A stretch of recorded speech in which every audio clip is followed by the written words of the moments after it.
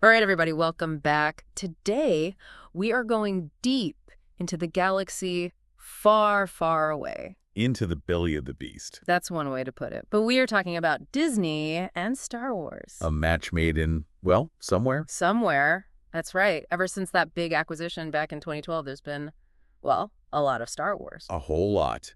More than some of us probably imagined back then. Yeah, movies, TV shows, theme park rides, you name it, it's Star Wars. So we're going to do a deep dive into how Disney has done, all the ups and downs. Because there have been both, that's for sure. Definitely a mixed bag. But before we get into the nitty-gritty, we should probably start by rewinding back to that moment when the deal was announced. Well, yeah, back in 2012, everybody was talking about it. Right. I mean, it's Star Wars, under the Mouse House roof. It was huge EE. What do you remember thinking when you first heard about it? Well, I think, like a lot of Star Wars fans, there was this mix of excitement and, honestly, a little bit of trepidation. Yeah, because Disney's known for, a certain kind of magic, but Star Wars, that's a different beast altogether. Exactly. And I think there was this big question mark hanging in the air. Could Disney, known for their family-friendly fare, do justice to a galaxy far, far away with all its darkness and complexity? And let's be real, the prequels were still pretty fresh in everyone's minds back then. So, there was a bit of, okay, Disney, show us what you got in the air. Yeah. There was definitely some baggage there. Yeah. But then The Force Awakens landed in 2015. And, well, boom. Box office records shattered. it felt like the whole world went to see that movie. I remember those lines at the theater. It's like being back in '77 for the original. There was this incredible wave of nostalgia, seeing those familiar faces, hearing that iconic John Williams score, and yet there were new characters to get invested in, a new story unfolding. It really did feel like Star Wars was back. And in a big way. And for a while, it seemed like Disney could do no wrong. But as with any good trilogy, there's always a middle chapter that throws a curveball. And in this case, that curveball was The Last Jedi. Oh boy, The Last Jedi. That's the one that really stirred things up. It's the black sheep of the sequel trilogy, isn't it? I mean, you either love it or you hate it. It's a film that sparked some of the most passionate debates in the fandom, and those debates are still raging on today. Some people hailed it as a masterpiece, praising its bold choices, its willingness to subvert expectations. Others felt like it betrayed the core tenets of Star Wars, that it disrespected the legacy of the characters. And you've got director Rian Johnson right in the middle of it all. Yeah, Johnson had a vision, and he went for it, even if it meant shaking things up. And I think that's where some of the division comes from. The Last Jedi challenged what people thought a Star Wars film should be. Right. It definitely wasn't afraid to take risks, like that whole thing with Luke Skywalker. People were shocked. Luke's arc in that film was a major point of contention. Here's this legendary Jedi Master, a symbol of hope, and he's disillusioned, disconnected from the Force. It was a bold move, for sure. And then The Rise of Skywalker had the unenviable task of trying to wrap everything up to bring a sense of closure to the saga. Talk about a tough act to follow. Right. Trying to find a middle ground after The Last Jedi divided everybody. And with J.J. Abrams back in the director's chair after sitting out The Last Jedi, there was this sense that they were trying to course correct, to appease the fans who felt let down. And did they succeed? Well, that's the million-dollar question, isn't it?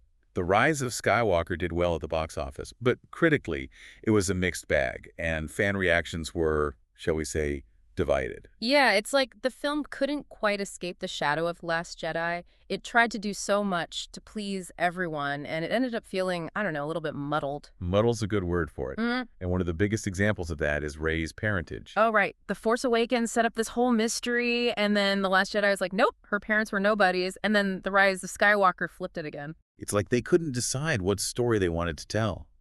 That lack of a cohesive vision, a clear direction from the start, I think that's what ultimately hurt the sequel trilogy. And it's interesting because on paper, you'd think Disney, with their resources and their reputation for meticulous planning, they'd have this figured out, right? You'd think so, wouldn't you? But it seems that even the House of Mouse can stumble in a galaxy far, far away. Yeah, it's like they were so focused on making sure Star Wars was profitable again that they forgot that, well, it needs a good story at its heart. A story that feels authentic, that honors the legacy, but also pushes the boundaries. And that's a thing, right?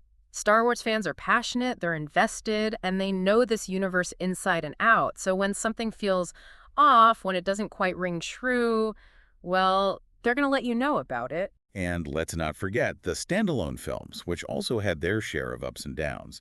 Rogue One, for example, was a surprise hit for a lot of people. Oh, Rogue One. Such a great war film. It was gritty, it was suspenseful, it had real stakes, and that ending so brilliantly tied into A New Hope. It proved that you could tell a compelling Star Wars story that wasn't directly tied to the Skywalker saga. But then you had Solo, which, well, let's just say it didn't quite have the same impact. Solo suffered from a lot of behind-the-scenes problems, including a very public director change mid-production. Which, for a film about Han Solo, you'd think they'd want a director who's got that swagger, that roguish charm down pat. Exactly. And it's a shame because Solo had its moments, but it ultimately felt a bit unnecessary, like a story we didn't really need to see. And what's fascinating is that both Rogue One and Solo had these directorial shakeups. You'd think Disney would be all about, keeping things on track, having that clear vision. You'd think. Yeah. But it seems like they were maybe a little too hands-off in the early days, letting directors come in with their own ideas without necessarily having a firm grasp on the bigger picture. Yeah. And that's not to say that directors shouldn't have creative freedom, but with a franchise as big as Star Wars, you need some level of cohesion. Just need a plan. Exactly. So to sum up this first part of our deep dive, the film side of things was, well, a bit all over the place. We had soaring highs and some pretty rough landings. It was a turbulent ride for sure, like navigating an asteroid field blindfolded. That's a good way to put it. And speaking of navigating tricky terrain, we'd be remiss if we didn't talk about Disney's other big foray into the Star Wars galaxy television. And that brings us to the wild, wild west of streaming, specifically Disney. They really went all in on Star Wars, didn't they? Oh, absolutely. Yeah. It was like they were trying to build a whole new Death Star, but this time out of streaming content. And their secret weapon, a masked bounty hunter with a heart of gold and a foundling with some serious merchandising potential. You're talking about The Mandalorian, of course. The show that single-handedly made everyone sign up for Disney, let's be real. It was a stroke of genius, really. I mean, who knew a character who barely spoke and never took his helmet off would become so beloved? It's like they tapped into something primal, The lone gunslinger, protecting the innocent, that classic Western archetype, but with blasters and Baby Yoda. Don't forget the Baby Yoda part. I mean, that was marketing goals right there. Seriously, those toys were flying off the shelves. But even beyond the cuteness factor, The Mandalorian just felt like classic Star Wars, in a way the sequel trilogy sometimes struggled with. It had that sense of adventure, that lived-in universe, the moral ambiguity. And it gave us some truly memorable characters, even with Mando's face hidden for most of it. It's amazing how much personality they got out of those Pedro Pascal's eyes and that modulated voice, right? It's a testament to the power of good acting and even better writing. And let's not forget the directing. Oh yeah, they got some heavy hitters on board for that show. Jon Favreau, Dave Filoni, they brought their A-game, and it showed. And it wasn't just a critical darling. It was a massive hit for Disney, helped put them on the map as a serious contender in the streaming wars. Absolutely. And I think it's no coincidence that the guy who launched the MCU with Iron Man, Jon Favreau, is also the one who really made Star Wars work on the small screen. It's like they found their formula again, but this time it was for television. But here's where things get a little interesting. The Mandalorian success, it seems, might have actually thrown a wrench into their film plans. What? How so? Well, think about it. They were struggling to figure out the cinematic future of Star Wars after the sequel trilogy, right? And then, boom, The Mandalorian hits it big. So what do? They decide to fold Mando and Grogu into their movie plans. Rinko. So instead of coming up with completely new ideas for the big screen, Right. they decided to capitalize on the success of the show. Exactly. Yeah. Which makes sense from a business standpoint, but creatively, it's a bit of a head-scratcher. It's like, did they not have faith in their ability to launch a new film franchise? It makes you wonder what other Star Wars stories we could be seeing on the big screen right now if The Mandalorian hadn't come along. But hey, at least we're getting the Mandalorian Grogu film eventually. Eventually. Who knows when that'll actually be released, but hey, The Mandalorian wasn't the only show they had up their sleeve, right? Oh, no, not by a long shot. They had a whole slate of live-action shows lined up, each one trying to tap into a different aspect of the Star Wars universe. Right, like the Book of Boba Fett. Finally, we were going to get the backstory of everyone's favorite bounty hunter. On paper, it sounded amazing. I mean, Oh. Boba Fett, he's such a cool character, so much mystery surrounding him. But the show itself, it was kind of, I don't know, underwhelming. Underwhelming is a good way to put it. It felt like they weren't sure what kind of show they wanted it to be. It's like they were trying to do too much at once, Yeah. trying to give Boba Fett this whole new arc, but then also bringing in Mando and Grogu, and it just didn't quite gel. It felt a bit disjointed, tonally inconsistent, and those biker gang episodes, not exactly what I had in mind for a Boba Fett show. Yeah, it's a shame because there were some really great moments sprinkled throughout. Those flashbacks to his past, his time with the Tuskens, that was all really compelling stuff. Agreed, but overall, the Book of Boba Fett, it felt like a missed opportunity. Definitely. But then you had Obi-Wan Kenobi, which was like a love letter to the prequel era. Oh, Obi-Wan Kenobi. That was pure fan service, but in the best way possible. Ewan McGregor and Hayden Christensen back together again. Sign me up. It was like no time had passed. They just slipped right back into those roles. And those lightsaber duels. Yeah. Amazing. Even though we knew how it had to end, given what happens in A New Hope, the show still managed to be suspenseful and emotionally resonant. I cried like a baby during that finale. No shame. It was a powerful ending to a story that, let's face it, we thought was already finished. And then Disney took another big swing with Andor, which was a very different kind of Star Wars show. Andor was a slow burn, a character-driven spy thriller set against the backdrop of the burgeoning rebellion.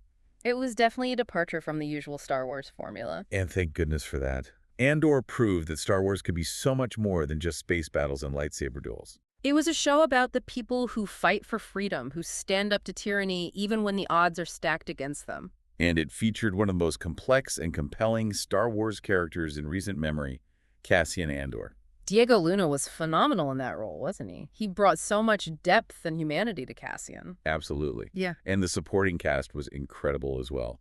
Stellan Skarsgård, Genevieve O'Reilly, Fiona Shaw, they were all fantastic. Andor really raised the bar for what Star Wars storytelling could be. But, and this is a big but, it didn't quite find the same massive audience as some of the other Disney shows.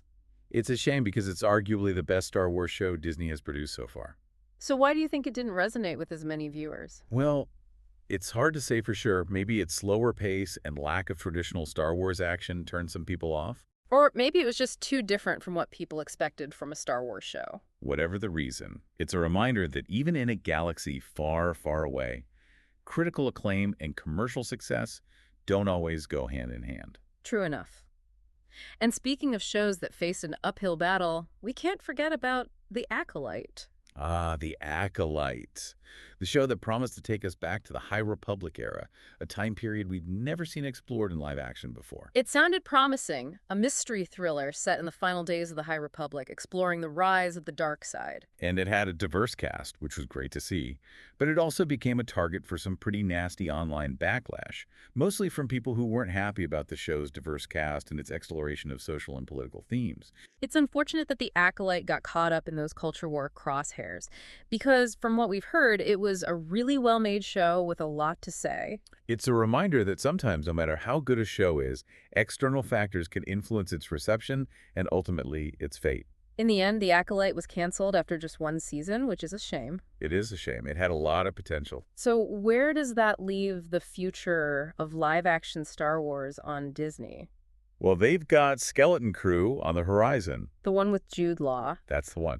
It's being described as a kind of Goonies in space, with a group of kids lost in the galaxy. Sounds like they're going for that Amblin vibe again.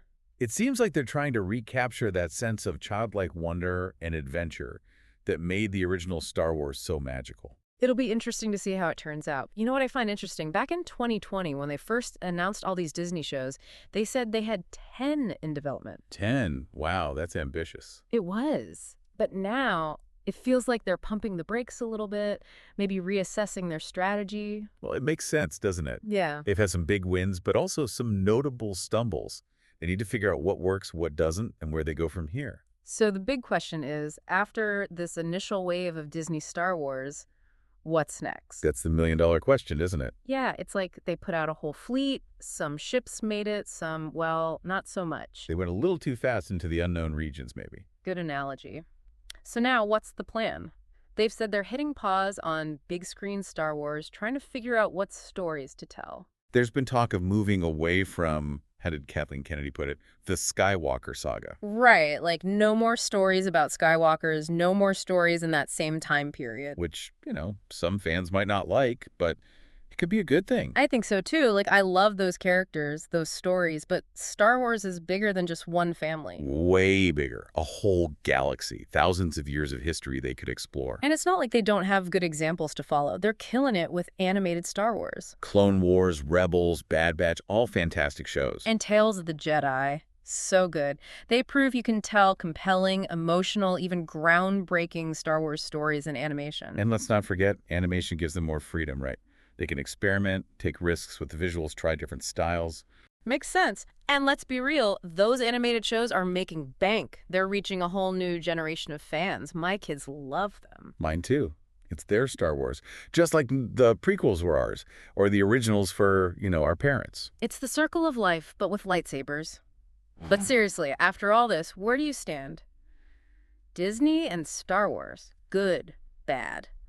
Somewhere in between. It's complicated, right? I mean, they've made some missteps, some decisions that had fans scratching their heads. The Rise of Skywalker, anyone. But they've also given us some truly incredible Star Wars moments. I mean, The Mandalorian, come on. Yeah, that was great. And Andor, a Star Wars show nominated for Emmys. Who have thought? Okay, good point. So maybe it's not about whether Disney's good or bad at Star Wars, but whether they can find that balance, right? Exactly. That balance between honoring the legacy, listening to the fans, but also being brave enough to try new things, to push the boundaries of what Star Wars can be. Because that's what made Star Wars so special in the first place. That sense of wonder, that feeling that anything is possible in a galaxy far, far away. And that's a feeling that no amount of corporate synergy or franchise planning can ever truly replicate. It has to come from a place of genuine passion and creativity. Well said. So, for our listeners out there, those of you who stuck with us on this deep dive into the sometimes chaotic, sometimes brilliant world of Disney Star Wars, we want to hear from you. What do you think? What stories do you want to see? What direction should the franchise take? Let us know. And may the Force be with you always. For more entertainment news, subscribe to The Hollywood Reposter.